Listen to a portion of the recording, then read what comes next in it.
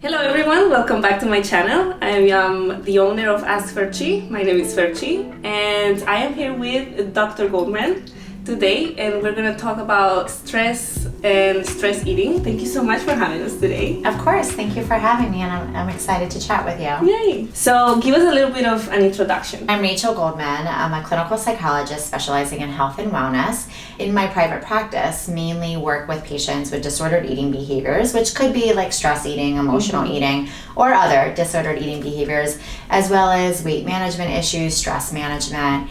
And then I also do quite a bit of corporate wellness and speaking engagements. I'm also clinical assistant professor at NYC School of Medicine in their Department of Psychiatry as well. That's amazing. I didn't know that. Yeah. I feel that stress, it's a very big topic, especially because we live in New York City. Of course. And we're always in the rush. We're always stressing. We're always doing something, hustling. So what is stress eating? We call it emotional eating. Okay. But so emotional eating is actually eating in response to any emotion. And if you think of it that way, it can be a positive or a negative emotion, but most of the time we talk about it in kind of a negative emotion way.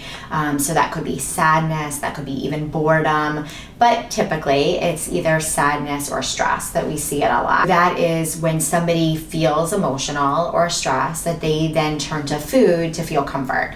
So in essence, eating could be somebody's coping mechanism or stress management technique. It is not a healthy one. Sometimes when I'm stressed, I might not even realize it. Right. And I do things like bite my nails and things like that I don't think about. So if we're talking about emotional eating, what are some ways that we can discover or see from ourselves that we're doing? Yeah, so I'm so glad you asked that question, because actually the first thing I do with my clients when we realize that they're participating in emotional eating is that I help them differentiate physiological hunger from emotional hunger, because I really think that's the first place to begin. You need to know that this is what you're doing before you can try to change it. If you realize you're opening and closing the refrigerator or opening and closing cabinets, that is a sign that you are not physiologically hungry. If you were to open the refrigerator and see a bowl of fruit sitting there and grab the fruit, you are hungry. If you're searching for something, that's a sign that you're searching for something to comfort you and to fill a void. Usually you're searching for something sweet or carb related. Interesting. Follow-up question to that could be, when is the last time that I ate? And the answer is an hour ago, and you had good, healthy proteins and vegetables and fiber and things that were filling. You probably are not physiologically hungry. Now, if you ate 3, 4, 5 hours ago, you probably are physiologically hungry. So asking yourself when the last time is that you ate, what you ate, and what's going on is useful. So what are the typical stressors that one can find in the everyday life? If we look at stress as actually being not stress until our perception comes into play. So what I mean by that is any situation in life is actually a neutral situation until we think about it. So for instance, on your way here today, I don't know if you took the train or a car, but say you got stuck in traffic. That's just an everyday activity that could happen, but to somebody that could be very stressful. To somebody else, perhaps they take a deep breath and they're like, all right, life is life and it doesn't matter. It really matters on the person and what they define as stressors. And the key is really to figure that out within each individual. So what is stressful to you? What is triggering your emotional eating? And then work on decreasing that stressor or making sure that stress either doesn't happen, or if it's out of your control, then it's about how can we react to that differently as opposed to turning to food in those situations. What are some of the ways that stress can impact our life? So stress actually affects many parts of our life, and I think many of us, especially New Yorkers, as we were saying before, we live in a high stress, fast environment. So stress eventually will catch up to us. And I hate to say that because I'm typically such an optimistic person, but I'm also a realist. Right. Yeah. So the thing with stress is we all have stress. Like we can't deny that. But I think it's important to keep in mind that there is a good stress and there's a bad stress. So the good stress is actually called eustress, spelled EUSTRESS. That good stress is the stress, for instance, that I get before I step up on the stage, or maybe the night before somebody has an exam. The good stress feels good. It motivates us. The bad stress does not feel good. And the bad stress, what happens is it builds up. So eventually stress then becomes chronic stress. And chronic stress, unfortunately, can lead to some physical medical condition, where sometimes we start seeing things like high blood pressure, ulcers, heart disease, things like that after a very stressful time in their life. 2 years ago, like I was out of control stressed. Like I wasn't being able to control my emotions and like see what I was doing to myself. Now I'm like being a little bit more conscious about the things I do with my body and my brain. And it just turned my entire life around. The key is to be more mindful and to slow down. If we're able to slow down and observe what's going on in our body and our mind also, then we can make changes and be more adaptive with that. But if we're go, go, go all the time and our brain is full with all these things, then there's too much noise kind of for us to be like, wait, like I have a headache, or wait, my shoulder hurts, what's going on? Oh, right, I was really tense today at work. And then also thinking about the words that we speak to ourselves, because we can, you know, our thoughts are very powerful and our thoughts become our reality. So if we're speaking negative words to ourselves, eventually that's going to lead to negative behaviors, negative emotions, etc. as well. Even if I cannot control the situation, what are some things that I can do to improve that or to like manage the stress level? So great question also. Because there are things in life that are out of our control, but regardless of what's out of our control, we always can control ourselves, our reactions to situations, and our behaviors. So in those situations where we can't control the train delay and things like that, we can control how we react to it. And I usually teach diaphragmatic breathing or other relaxation techniques for people to do in the moment that can help them decrease their stress level, say from here to here, to then be able to approach the situation in a calmer manner. So when we do breathing and diaphragmatic breathing on a physiological level, everything is slowing down. And then when that slows down, our thoughts kind of then slow down, and our thoughts, emotions, and behaviors are all linked. So when one of them slows down, the rest will follow and then all have an impact on each other. It is such an easy, effective tool that we all have within us. Could we do a quick run through of how to do this? Yeah.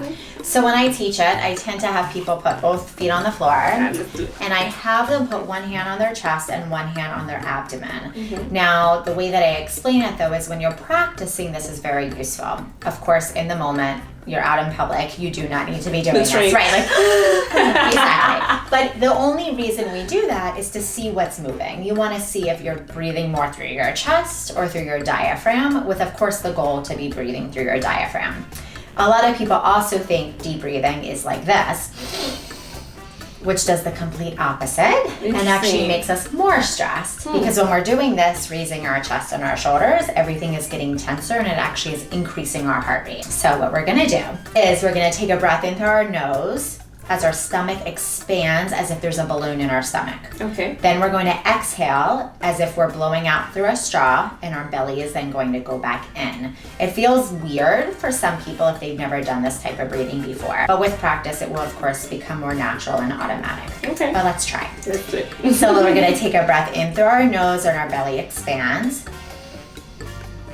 And then we're going to exhale through our mouth as if we're blowing out through a straw and our belly goes back in. That was perfect, by the way. So let's do that again. We're gonna breathe in through our nose, our belly expands, breathe out through our mouth. And that's the thing with stress too. A lot of times we're not aware of the stress level that we have and what's going on until unfortunately we have physical symptoms. 100%. So just by doing that deep breathing every day, 2 times a day, is going to lower our overall stress level and help us live a happier, healthier life anyways. And then when we need it, we also have it. Nice. Yeah. So now you have that too. What are some tips to manage emotional eating? Sure. So actually the diaphragmatic breathing, I usually tell people, is a great one to do to kind of take that step back and then to ask yourself those questions like, what am I doing in the kitchen right now? What's going on? But really, if we think of eating as a coping mechanism, so now I do want to differentiate though for a moment that we need to eat to survive. So I'm not saying like we don't need to eat, but in those moments of stress, if we're able to take that step back for a moment and think about what's going on, and we're like, oh, of course I'm in the kitchen, I had a very stressful day, then all we have to do is do something else to distract our mind. Or I always say to have something on an internal level that you don't need anybody else for, but then to have a few other options. So maybe it's to call a friend when you're stressed, maybe it's to go on a walk, a run, or the gym, maybe it's to crochet, to clean. Literally, it could be anything except, I usually say, eating, of course, alcohol, drugs, smoking, and anger. You mentioned something about being aware of this situation, and that kind of like gives me the idea that if we are aware of these things that we're doing, we're kind of like giving ourselves power. Yeah. Like, do you feel more in control? Absolutely. And I think control is the right word in talking about at least what we're talking about here, because if you think back to that stressor, we're talking about the fact that some things in life are out of our control, 100%. but we can control our reaction. And impulsive emotional eating, we feel out of control until we realize what we're doing. So if you just take that moment back and you're like, I really want that cookie and I'm gonna have it, that's totally fine. There is nothing at all wrong with eating if you want something. But we feel like we lost control if all of a sudden you eat the cookie and you're like, oh my gosh, what just happened? Like, I can't believe I ate that. What was I thinking?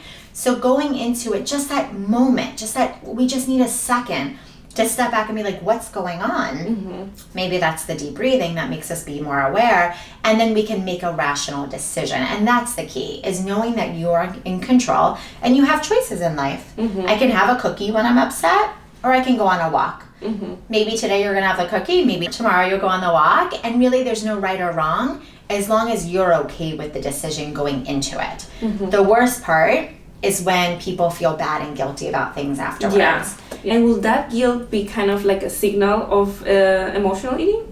Because I have a lot of friends that tell me, especially in my Instagram, they reach out to me and say, hey, like, how do you cope with not feeling guilty after eating? So feeling guilty after we eat could be a sign of a disordered eating behavior, but maybe not necessarily emotional eating. So I think, for instance, like in your example, if somebody is too restrictive and then they eat, they're going to feel guilty about eating because you're trying to not eat, perhaps. Emotional eating, if it is an impulsive act and you don't feel in control, you might feel guilty. So it really just depends. But I would say that when somebody feels guilty after they eat in general, that's typically a sign of something going on. Not necessarily an eating disorder, although it could be, but at least a disordered eating behavior. Tell us about your practice. Where can we find you? If somebody wants to reach out to you, how will we do it? Sure. So on Instagram, I'm Dr. Rachel NYC. My website is also drrachelnyc.com. I practice here in New York City, although I do consulting work across the world actually as well. Awesome. Yeah. Well, Dr. Rachel, thank you so much for having us today. And well, now we learned that diaphragmatic breathing. Yes. Thank you. And thank you so much for having me. Thank you. Thank you.